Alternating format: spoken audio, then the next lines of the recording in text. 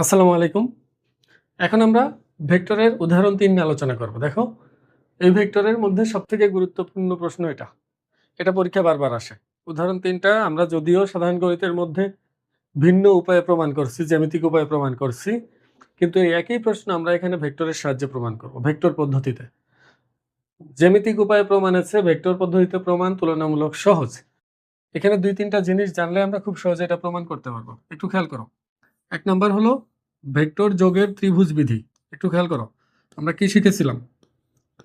যে একটা ত্রিভুজের যেকোনো দুই বাহুকে যদি একই ক্রমের ভেক্টর দ্বারা সূচিত করি, তাহলে ওই একই ক্রমের সূচিত করা যে বাহু দুইটা আছে, যেমন AB, দেখো AB এবং BC, এই দুইটা একই ক্রমে সূচিত করা। তাহলে AB আর BC এর যোগফল হবে হলো ওই যে ৩ নাম্বার যে বাহুটা আছে যেটা বিপরীত ক্রমে সূচিত করা, ওইটার সমান। এটাই ছিল হলো ভেক্টর যোগের ত্রিভুজ বিধি। একটু ভালো করে খেয়াল করো। এটা দেখো, তুমি যদি এখান থেকে হাঁটতে থাকো, দেখবো যে এই দুইটা তীর তোমার পক্ষে আর একটা তীর তোমার বিপক্ষে। তুমি যদি এদিক দিয়ে হাঁটো, একটা পক্ষে দুইটা বিপক্ষে, মানে দুই রকম ক্রম আছে এখানে। বিপরীত ক্রমে যদি দুইটা থাকে তাহলে ওই দুইটা হলো এক ক্রম, আর তোমার পক্ষে যেটা আছে এটা হলো অন্য ক্রম। মোট পুরাটা তুমি যদি এখান থেকে খুলো, এখান থেকে খুলে লম্বা করে দাও, দেখবে যে দুইটা তীর একদিকে আর একটা তীর বিপরীত দিকে। তাহলে একই দিকের দুইটার যোগফল বিপরীত ক্রমেরটার সমান হবে। এটাই আর কি যোগবিধির মূল কথা। আমাকে প্রমাণ করতে বলছে যে একটা ত্রিভুজের ৩টা বাহুর মধ্যে তুমি যে দুইটা বাহু মন চাই তাদের মধ্যবিন্দু সংযোজক করো। আমি যদি AB আর AC এর মধ্যবিন্দু যোগ করি তাহলে যেটা পাবো এটা হবে এই ৩ নাম্বার বাহুর সমান্তরাল। দেখো, দুইটা বাহুর মধ্যবিন্দু যোগ করার পর যে দুইটার মধ্যবিন্দু আমি যোগ করলাম ওই দুইটা বাহু ছাড়া বাকি যে বাহুটা আছে ওইটাকে আমরা বলি হলো তৃতীয় বাহু। তা আমরা বলতে পারি AB আর AC এর মধ্যবিন্দু যোগ করলে যা পাবো সেটা ৩ নাম্বার বাহুর সমান্তরাল, মানে BC এর সমান্তরাল। আর দৈর্ঘ্য হবে হলো এটার মান এইটার অর্ধেক। যদি তুমি AC আর BC এর মধ্যবিন্দু যোগ করো তাহলে যেটা পাবা সেটা AB এর সমান্তরাল এবং এটার দৈর্ঘ্য হবে AB এর অর্ধেক। যদি তুমি AB আর BC এর মধ্যবিন্দু যোগ করো তাহলে সেটা হবে AC এর সমান্তরাল এবং দৈর্ঘ্য হবে AC এর অর্ধেক। এটা হলো প্রশ্ন। এখন এটা আমরা ভেক্টর পদ্ধতিতে প্রমাণ করতে চাই। খুব সহজ এটার প্রমাণ। দেখো, তুমি যদি বিশেষ নির্বাচন লিখতে চাও বলতে পারো এক প্রকার উপপাদ্য। তো এইখানে আমরা যেহেতু ভেক্টরের সাহায্যে প্রমাণ করব, দেখবা যে আমরা সবসময় চেষ্টা করব দুইটা বাহু একই ক্রম আর বাকি বাহুটা বিপরীত ক্রম দেওয়ার। যেহেতু আমি BC এর সমান্তরাল DE কে দেখাতে চাচ্ছি, যেহেতু AB এর মধ্যবিন্দু D আর AC এর মধ্যবিন্দু মনে করছি আমি E, তাহলে DE হবে BC এর সমান্তরাল আর DE এর মান হবে BC এর অর্ধেক। এটা আমি প্রমাণ করতে চাচ্ছি। এই জন্য যেহেতু এটা সমান সমান্তরালের একটা ব্যাপার স্যাপার আছে, তাহলে এই দুইটা তীর চিহ্ন একই দিকে দিই, এই দুইটা একই ক্রমে থাক, মানে সমান্তরালে থাক। দেখো, ABC ত্রিভুজের মধ্যে AB আর BC একটা ক্রম, AC বিপরীত ক্রম। আবার ADE ত্রিভুজের মধ্যে AD আর DE একই ক্রম আর এই হলো বিপরীত ক্রম। এখানে আমি দুইটা তীর চিহ্ন দিচ্ছি একটা বাহুর মধ্যে যেন বুঝতে আমার সুবিধা হয়, কারণ যেহেতু মাঝখানে আবার ডি বিন্দু আছে, না হলে বিভ্রান্ত হইতে পারি, এই জন্য এভাবে রাখছি। এখন আমরা এটা প্রমাণ করার জন্য বিশেষ নির্বাচনে আমি তাহলে বলে দিব যে প্রশ্ন যা আছে তাই লিখতাম। মনে করি ABC ত্রিভুজের AB ও AC বাহুর মধ্যবিন্দু, AB ও AC বাহুর মধ্যবিন্দু যথাক্রমে ডি ও ই। এখন প্রমাণ করতে হবে DE সমান্তরাল BC। প্রমাণ করতে হবে যে DE সমান্তরাল BC এবং DE হলো হাফ অফ BC। দেখো, এটা কিন্তু একটু পরিবর্তন হয়ে আসতে পারে। সেটা হলো DE এর মান BC এর অর্ধেক না, উল্টা করে তোমাকে বলতে পারে BC এর মান DE এর দ্বিগুণ, এটা বলতে পারে। যদি বলে যে BC সমান 2D, এটাই শুধু 2 কে আড়াআড়ি গুণ করলে এই পাশে চলে আসবে। প্রমাণ এক লাইন কম বেশি হবে। এখন দেখো, এখানে আমি কোনো অঙ্কন করিনি, অঙ্কন দিব না। আর এখানে যেহেতু তোমার ভেক্টর, এখানে অঙ্কন আমরা দিব না। অঙ্কন থাকলেও এই বিশেষ নির্বাচনের মধ্যে কোথাও এক জায়গায় লিখে দিব। আমরা সরাসরি প্রমাণে চলে যাই। দেখো, আমরা কি প্রমাণ করতে চাচ্ছি একটু বোঝার চেষ্টা করো।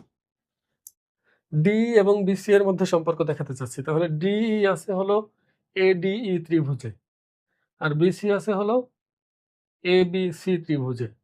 তাহলে বোঝাই যাচ্ছে আমাকে একবার এডিই ত্রিভুজ নিয়ে কাজ করতে হবে ডিই এর মান বের করার জন্য, আর একবার এবিসি ত্রিভুজ নিয়ে কাজ করতে হবে বিসি এর মান বের করার জন্য। তুমি চাইলে এখানে বিয়োগ বিধিও ব্যবহার করতে পারো, যোগ বিধিও ব্যবহার করতে পারো। আমি কোনোটাই বিয়োগ বিধি ব্যবহার করবো না, সব যোগ বিধি দিয়ে করবো। এখানে তোমার অনুষ্ঠিত বইয়ে যা অঙ্ক আছে সব যোগ বিধি দিয়ে আমরা করবো। একটু মনোযোগ দাও। প্রথমে ত্রিভুজ কোনটা নিবে, এডিই না এবিসি, এটা তোমার ইচ্ছা, সম্পূর্ণই তোমার ইচ্ছা। আমি নিলাম ছোটটা, ত্রিভুজ এডিই এ।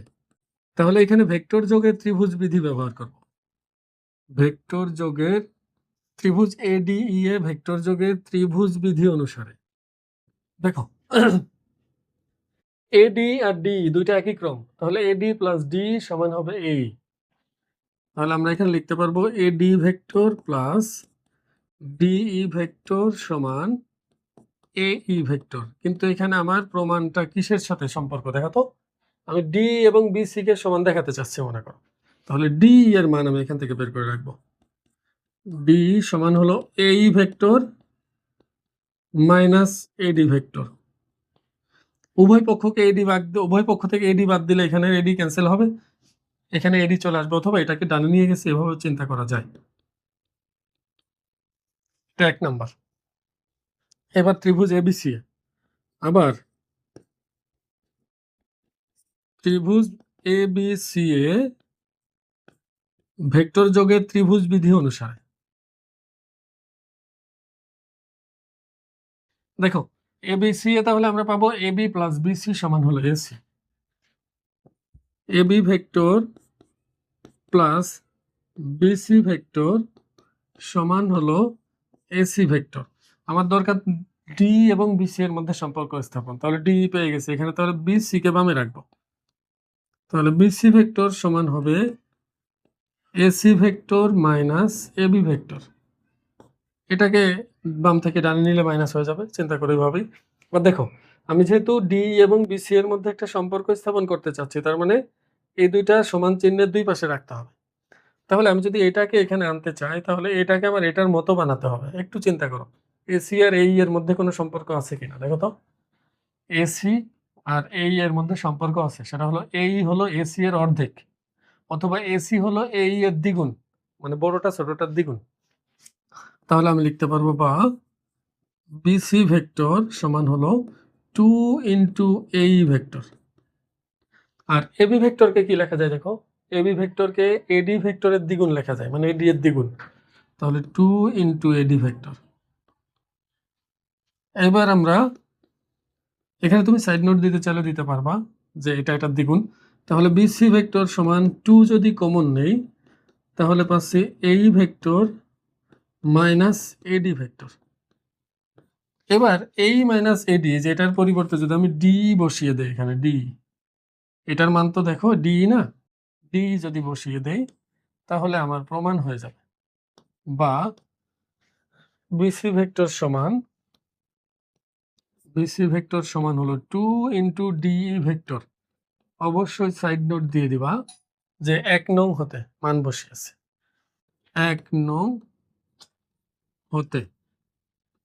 এবার 2 কে এই পাশে নিয়ে চলে আসলে বা হাফ বিসি সমান হলো, তাহলে 2 এই পাশে চলে গেছে, তাহলে থাকবে এই পাশে হলো ডি।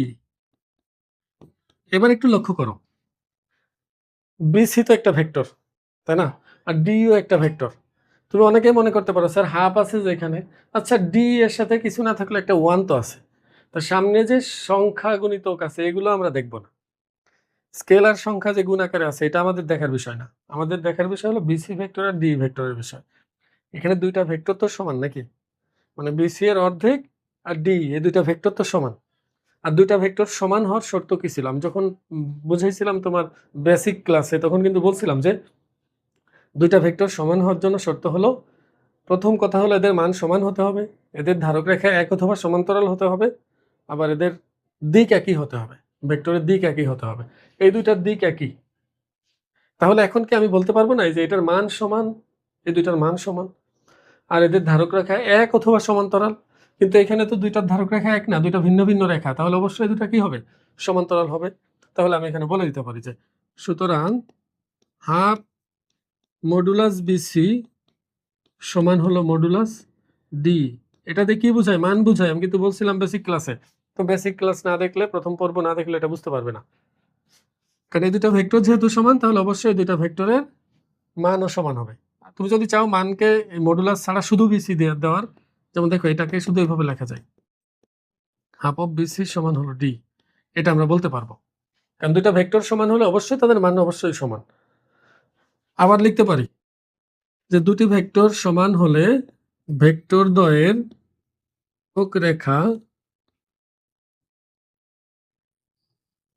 সমান অথবা সমান্তরাল। এখানে ধারক রেখা এক নয়, তাহলে সুতরাং বিসি সমান্তরাল ডিই, এটা তুমি লিখে দিতে পারবা। দেখো দুইটা ভেক্টর যখনই এখানে আমরা সমান বলে ফেলছি, তখনই আসলে আমরা বলে দিতে পারবো যে এদের মান সমান এবং এরা সমান্তরাল অথবা এদের ধারক রেখা এক।